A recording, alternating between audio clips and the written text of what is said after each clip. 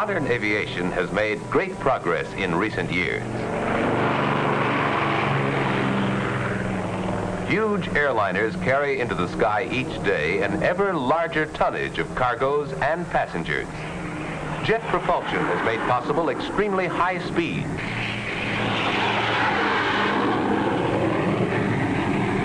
Yet in one aspect, these aircraft have become more limited than before, since they need exceptionally long runways to take off and land.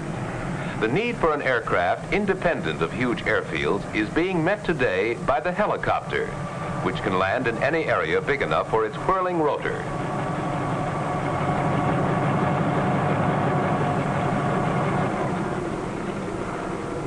Helicopters are being used today for a wide variety of jobs, which can't be handled by other aircraft.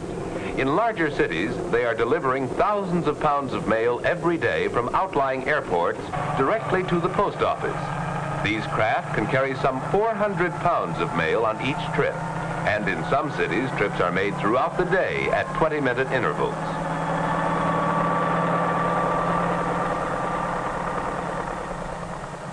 Flying over city traffic, the helicopter can land directly on the roof of the post office itself, in a fraction of the time needed by mail trucks, thus greatly speeding the delivery of mail.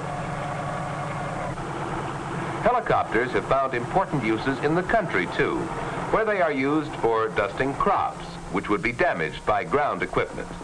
The helicopter's great maneuverability makes it possible to spread dust over every corner of the field, no matter how irregular it may be. The sharp downdraft of the whirling rotor causes dust to swirl among the plants, thus giving them a more thorough coating.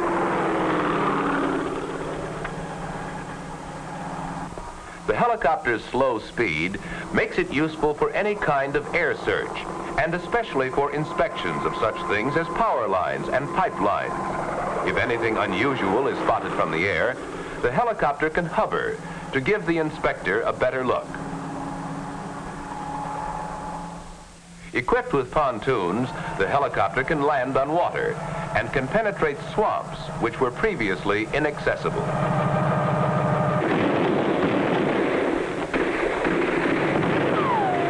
In war, the helicopter has proved itself for many purposes.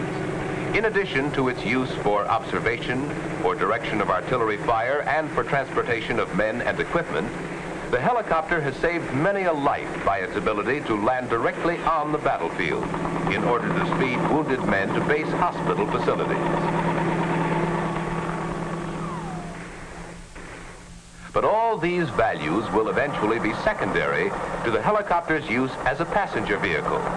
Combining its ability to fly with the automobile's ability to go directly to and from its destination, this versatile craft is almost unlimited in the variety of uses to which it can be put.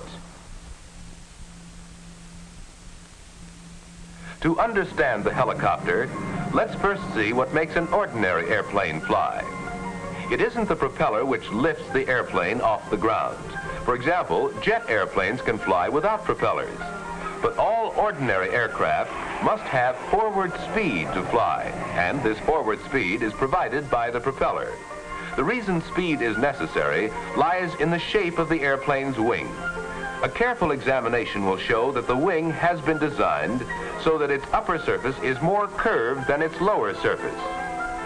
Therefore, the distance from the front to the back of the wing measured along the lower surface is less than the distance from the front to the back measured along the upper surface. When the airplane is in motion, air rushes past the wing. The air passing the upper surface moves a longer distance in the same time as the air passing the lower surface, and therefore moves past the upper surface faster. This difference in air speed increases as the airplane itself moves faster, and creates a partial vacuum along the upper wing surface. The normal air pressure under the wing lifts it into this partial vacuum, which enables the airplane to fly. At first glance, a helicopter seems to be able to fly without wings. Actually, however, the rotor blades of a helicopter are shaped much like the wings of an airplane. The upper surface of the rotor blade is more curved than the lower surface. When the rotor turns, air moves past it in much the same way that it moves past the wing of an ordinary plane. Thus, there is no need for the helicopter itself to be moving. When the blades move fast enough, they provide the lift necessary to raise the helicopter off the ground and permit it to hover.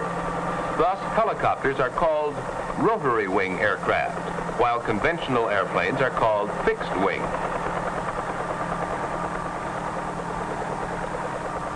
The helicopter's development stemmed from an earlier craft, the autogyro, shown in these historical films. It required a propeller for power, since the rotor was freewheeling and couldn't hover. Many devices first developed for autogyros are being used in today's helicopter. The helicopter is a free-swinging body hanging from the whirling rotors.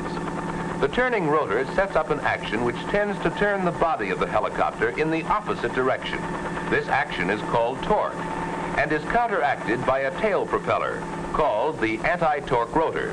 The tail rotor is used to turn the craft in any direction independently of the direction of travel. To understand how forward movement is accomplished, let's see what happens with a toy rotor like this. If you hold the rotor flat, it will fly straight up. But if you tilt it in any direction, it will fly in that direction. A helicopter rotor works the same way. Tilting it in any direction with relation to its shaft causes the helicopter to fly in that direction, whether it's forward, backward, or sideways. The direction of flight is determined by the tilt of the rotor and not by the direction the nose of the helicopter is headed. Now let's take a ride in a helicopter. While the controls are comparatively simple, a helicopter pilot must be as thoroughly trained as the pilot of any other type of aircraft. A self-starter starts the engine, and after a careful warm-up, we're ready to take to the air.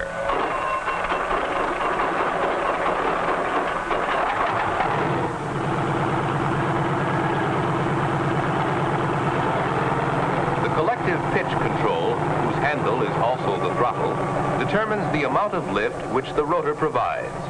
Once in the air, the pilot uses foot pedals, which control the tail rotor to turn the machine in the direction he desires. The stick in front of the pilot controls the angle between the spinning rotor and its shaft. And when the stick is moved in the direction the pilot wants to travel, the helicopter is on its way. Flying a helicopter is quite a different experience from flying a fixed-wing craft. Although this craft can cruise at about 85 miles an hour, there's no need to maintain airspeed, so there's time to look around. Should the engine fail, the rotor would act much like a parachute to permit an emergency landing. But of course, most landings are with power. There are a number of different kinds of helicopters being flown today.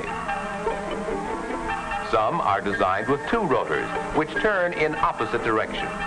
Each rotor counteracts the torque action of the other, and thus eliminates the need for an anti-torque tail rotor.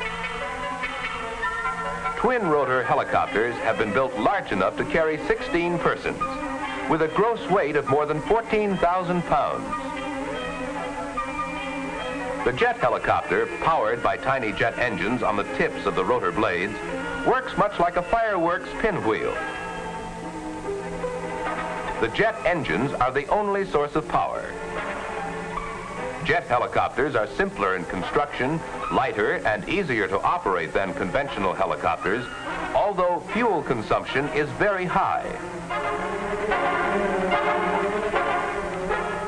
The continued development of this and other types of helicopters, with their unprecedented freedom of movement and the wide range of uses to which they can be put, holds great promise for the future of transportation. Who could have predicted the vast changes which the development of the automobile and the truck have brought about in our society? The potentialities of the helicopter are just as great. Its versatility as a transportation vehicle may eventually play an important role in reshaping the pattern of our daily living.